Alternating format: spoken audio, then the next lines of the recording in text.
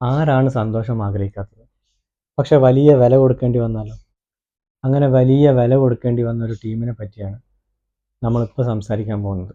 അത് വേറെ ആരുമല്ല, രാജസ്ഥാൻ റോയൽസ്. എന്തോ എവിടെയോ ചീഞ്ഞു മണക്കുന്നുണ്ട്. ഇതൊരു ഗാംബ്ലിംഗ് ആണോ എന്നുള്ളൊരു സംശയം എനിക്കില്ലാതില്ല.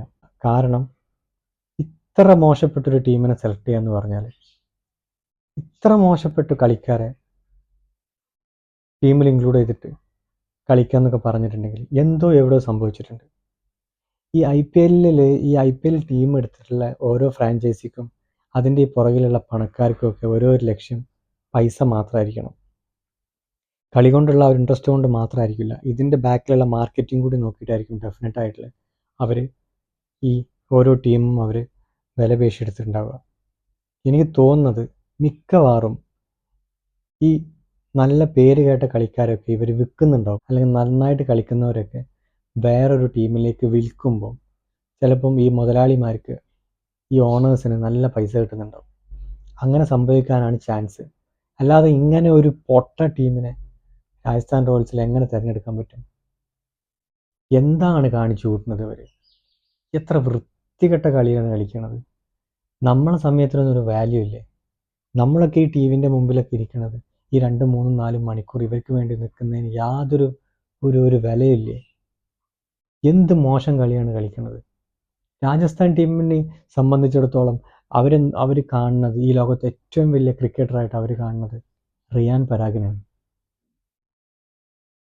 അതാണ് അവരുടെ തുറുപ്പുചീട്ട്. എന്ത് കണ്ടിട്ടാണ് എനിക്ക് മനസ്സിലാവില്ല. രാജസ്ഥാൻ റോയൽസിൻ്റെ ഈ ഒരു ഐ പി എല്ലിന് വേണ്ടി നിലനിർത്തിയിട്ടുള്ള താരങ്ങളെ നമുക്കൊന്ന് നോക്കാം. അപ്പോൾ മനസ്സിലാവും ഞാൻ പറഞ്ഞതിൻ്റെ ഒരു കാര്യം എന്താണെന്നുള്ളത്. സഞ്ജു സാംസൺ, ഓക്കെ, നമുക്ക് അക്സെപ്റ്റ് ചെയ്യാൻ പറ്റും. കാരണം രാജസ്ഥാൻ റോയൽസിലെ ആ ഒരു ക്യാപ്റ്റൻസി, അതുപോലെ അത്യാവശ്യം സ്ഥിരതയാർന്ന പ്രകടനം കാഴ്ചവെക്കുന്ന ഒരാൾ തന്നെയാണ് സഞ്ജു.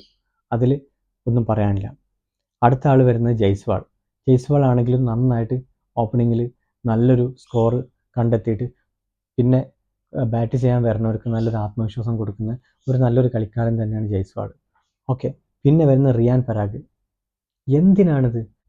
ഇത്ര ഐ പി എൽ സീസണിൽ ഒരേ ഒരു വർഷം മാത്രമാണ് റിയാൻ പരാഗ് ഒന്ന് നന്നായിട്ട് കളിച്ചിട്ടുള്ളത്.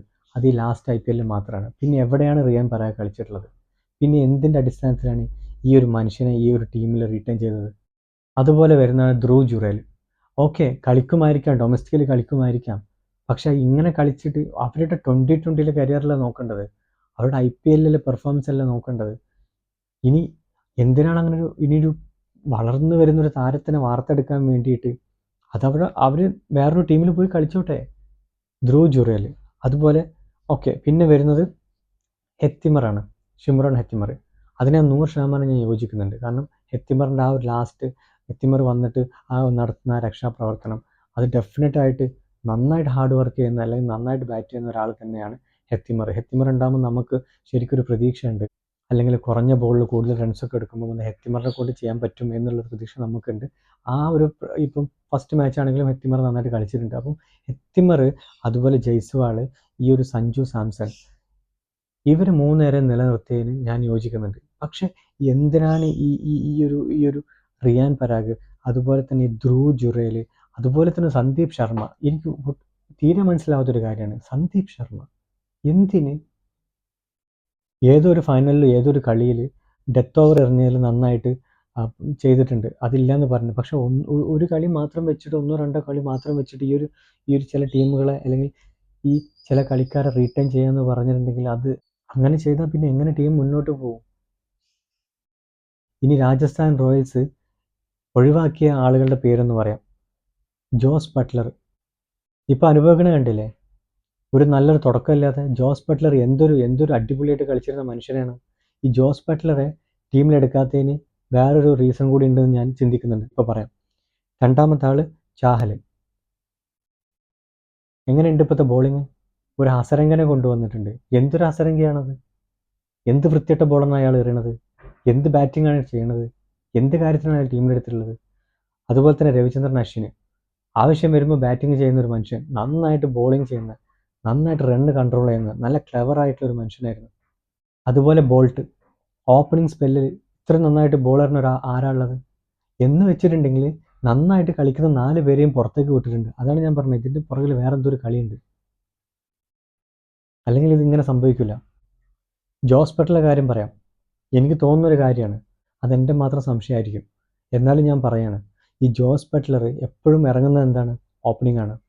ജോസ് ബട്ട്ലർ ഓപ്പണിംഗ് ഇറങ്ങുമ്പോൾ മിക്കവാറും കളികളിൽ നന്നായിട്ട് കളിച്ച് നന്നായിട്ട് നല്ല സ്ഥിരതയോടെ കളിക്കുന്നൊരു ബാറ്റ്സ്മാനാണ്. അത് നമുക്ക് എല്ലാവർക്കും അറിയാം. പക്ഷേ ചിലപ്പോൾ എനിക്ക് തോന്നുന്നൊരു കാര്യം ഞാൻ പറഞ്ഞത്, അതിന് എവിഡൻസ് ഉണ്ടോയെന്ന് വെച്ചാൽ എവിഡൻസ് ഒന്നുമില്ല, പക്ഷേ ഒരു ക്രിക്കറ്റ് കളിക്കാരൻ എന്ന നിലയിൽ എനിക്ക് തോന്നുന്നൊരു കാര്യം ഞാൻ പറഞ്ഞത്, ജോസ് ബട്ട്ലറെ ചിലപ്പം സഞ്ജു സാംസൺ താല്പര്യം എടുത്തിട്ട് പറഞ്ഞയച്ചായിരിക്കും. അതിൻ്റെ റീസൺ എന്താണെന്ന് വെച്ചിട്ടുണ്ടെങ്കിൽ, ഇപ്പോൾ രോഹിത് ശർമ്മ, വിരാട് കോഹ്ലി ഒക്കെ വിരമിക്കാൻ പോവാണ്.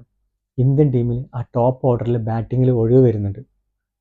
അപ്പോൾ സഞ്ജു സാംസണിന് ഈ 5-6 സ്ഥാനത്ത് ഇറങ്ങാതെ ഈ ടോപ്പ് ഓർഡറിൽ ഇറങ്ങി കളിച്ച് കാണിച്ച് കൊടുത്തിട്ട് ഇന്ത്യൻ ടീമിലേക്ക് കടക്കണം. അവിടെ ജോസ് ബട്ട്ലർ ഉണ്ടാകുമ്പോൾ തടസ്സമായിരിക്കും. അതുകൊണ്ട് ജോസ് ബട്ട്ലറെ വേറെ ടീമിലേക്ക് മാറ്റിയിട്ട് സഞ്ജു സാംസൺ ഓപ്പൺ ആയിട്ട് അല്ലെങ്കിൽ 1 ഡൗൺ ഒക്കെ ആയിട്ട് ഈ ഒരു ടോപ്പ് ഓർഡർ ബാറ്റിങ്ങിൽ വന്നിട്ട് ഈ ഒരു IPL നല്ല കളി കളിച്ചിട്ട് സഞ്ജു സാംസണിന് നല്ല നൈസായിട്ട് ഇന്ത്യൻ ടീമിലേക്ക് കയറാനുള്ള ഒരു വഴിയായിരിക്കും ഒരുക്കി വെച്ചിട്ടുണ്ടാവുക. അങ്ങനെയും സംഭവിക്കാം. അതുപോലെ തന്നെ ബാക്കിയുള്ള കളിക്കാരിൽ സംഭവിക്കുന്നത്, അവരെ പൈസക്ക് വേണ്ടിയിട്ട് വിറ്റതായിരിക്കാം. എന്നിട്ട് ഈ ഒരു ഭൂലോക കച്ചറ ടീമിനെ എടുത്തിട്ട് നമ്മൾ ഈ കളിക്കാർ, നമ്മൾ ഈ കാണുന്ന കളി, നമ്മൾ ഈ കാണുന്ന സമയം എല്ലാം വേസ്റ്റ്. ആ ജയ്സ്വാൾ ആ ഫസ്റ്റ് ബോളിൽ 4 അടിച്ചപ്പോൾ ഞാൻ വിചാരിച്ചു നോക്കണ്ട, അടിയുടെ പൂരായിരിക്കും എന്ന്. 29 റൺസ് എടുത്ത് ജയ്സ്വാൾ പോയി, 13 റൺസ് എടുത്ത് സാംസൺ പോയി, 25 റൺസ് എടുത്ത് പരാഗ് പോയി, 8 റൺസ് എടുത്ത് റാണ പോയി, 4 റൺസ് എടുത്ത് the one and only the best all rounder Hasaranga പോയി. അതുപോലെ 33 റൺസ് എടുത്ത് ജുരേൽ, 12 എടുത്ത ദുബെ, 7 എടുത്ത ഹെത്തിമർ, 16 എടുത്ത ആർച്ചർ, 1 എടുത്ത തീഷ്ണ, 2 എടുത്ത ദേശ്പാണ്ഡെ. ഇതെന്താണിത്? പിള്ളേരെ മറ്റേ ഈ അക്കം എഴുതി പഠിപ്പിക്കുക, 1, 2, 3, 4. ഇതൊരു കളിയാണോ ഇത്? ഈ സഞ്ജു സാംസൺ, ഈ ഒരു തോൽവിയുടെ ഏറ്റവും കാരണക്കാരൻ സഞ്ജു സാംസൺ തന്നെയാണ്.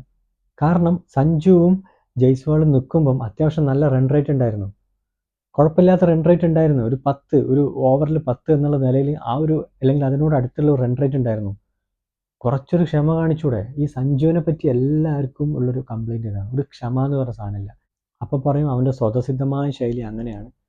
സ്വതസിദ്ധമായ ശൈലി കൊണ്ട് മുന്നോട്ട് പോകാൻ മാത്രമല്ല വേണ്ടത്, തലയിൽ കുറച്ച് ബുദ്ധി ഉണ്ടായിട്ട് ബുദ്ധി കൊണ്ട് ഒന്ന്, ആ തലയിൽ കുറച്ച് ബുദ്ധി വെച്ചിട്ട് ആ ബുദ്ധി കൊണ്ടൊന്ന് കളിക്കണം. കാരണം സഞ്ജുവിന് നന്നായിട്ട് അറിയാം, ഒരു ബാറ്റ്സ്മാൻ പോയാൽ പിന്നെ ബാക്കിൽ വരുന്നവർക്ക് അത് പ്രഷറാവും, പിന്നെ കളി സ്ലോ ആവാൻ ചാൻസ് ഉണ്ട്. അല്ലെങ്കിൽ ഒരു ബാറ്റ്സ്മാൻ ഫസ്റ്റ് പോയാൽ പടപടാന്ന് പറഞ്ഞ് പോകാൻ ചാൻസ് ഉണ്ട്. അപ്പോൾ ഈ ഓപ്പണിൽ വരുന്നവർ എന്തായാലും സഞ്ജു ഇന്ത്യൻ ടീമിലേക്ക് കയറി പറ്റാൻ വേണ്ടിയിട്ട് ഓപ്പണർ സ്ഥാനത്തേക്ക് ഇറങ്ങി. അപ്പോൾ ഓപ്പണറായിട്ട് ഇറങ്ങുമ്പോൾ കുറച്ച് ഉത്തരവാദിത്തോടു കൂടി കളിച്ചൂടെ? എന്ത് ബോളായിരുന്നു അത്? അത് കയറി കളിക്കേണ്ട ഒരു ബോളായിരുന്നു. എന്തിനാണ് ഇങ്ങനെ പിടയ്ക്കണത്? ഓവറുകൾ ബാക്കിയല്ലേ, ഫസ്റ്റ് ബാറ്റല്ലേ, സമാധാനത്തോടു കൂടി കളിച്ചൂടാ? എന്തിനാണ് ഇങ്ങനെ ധൃതി പിടിക്കണത്? വല്ല ട്രെയിനോ ബസ്സോ അല്ലെങ്കിൽ ഫ്ലൈറ്റോ പോവാണ്ടോ?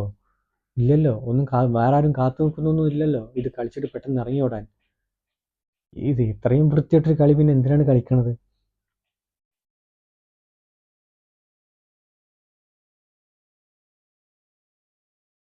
അതുപോലെ ആർച്ചർ കൊട്ടി ഘോഷിച്ച് ടീമിലേക്ക് കൊണ്ടുവന്ന് ഇങ്ങനെ ഒരു ചെണ്ട എന്ന് പറഞ്ഞ ചെണ്ട കൊട്ടി കൊട്ടി കൊട്ടി, എന്തിനാണ് ആ മനുഷ്യൻ? അതിനേക്കാളും നല്ല അയാളെടുത്ത് പുറത്ത് കളിൻ്റെ വേറെ ആരെങ്കിലും, ഡൊമസ്റ്റിക്കിൽ കളിക്കുന്ന വേറെ ഏതെങ്കിലും പയ്യന്മാർ, ചിലപ്പോൾ നമ്മളെ വിഘ്നേഷിനെ പോലെയൊക്കെ വളർന്നു വരുന്ന ബോളേഴ്സ് ഉണ്ടാവും. വിഘ്നേഷ് സ്പിന്നാണെങ്കിലും ഫാസ്റ്റ് ബോൾ എറിയുന്ന ബോളേഴ്സ് ഉണ്ടാവും ഡൊമസ്റ്റിക്കിൽ. ആ പയ്യന്മാരൊക്കെ കൊടുന്ന് കളിപ്പിക്കുന്നതായിരിക്കും ഇത്രയും കോടിക്കണക്കിന് രൂപയൊക്കെ കൊടുത്ത് ഈ ആർച്ചറെ പോലെയുള്ള ഈ ഒരു മരവാഴകളങ്ങനെ കളിപ്പിക്കേണ്ട കാര്യം എന്തിനാണ്? എന്തായാലും തോറ്റ് തൊപ്പിയിട്ട് പോയിന്റ് നിലയിൽ ഏറ്റവും താഴെ കിടക്കുന്നുണ്ട്. അപ്പോൾ പറയും 2 കളിയല്ലേ ആയിട്ടുള്ളൂ, ഇനിയും സമയമുണ്ടല്ലോ എന്ന്. ഇങ്ങനെയൊക്കെ തന്നെയാണ് 3G ആവൽ. മനസ്സിലായോ? ഈ തുടക്കം കണ്ടാൽ അറിയാം ഇത് എത്രത്തോളം മുന്നോട്ട് പോണ വണ്ടിയാണെന്നുള്ളത്. നമ്മൾ സപ്പോർട്ട് കൊടുക്കണം, ഒരു ഫാൻ എന്ന നിലയിൽ നമ്മൾ സപ്പോർട്ട് ചെയ്യണം. പക്ഷേ ഈ ടീമിൻ്റെ ഘടന നോക്കുമ്പോൾ സപ്പോർട്ടല്ല ചെയ്യാൻ തോന്നുന്നത്. ഇവർക്ക് ഇത് വേണമെന്നാണ് ചിന്തിക്കുന്നത്, ഇങ്ങനെ തന്നെ ആവണമെന്നാണ് ചിന്തിക്കുന്നത്.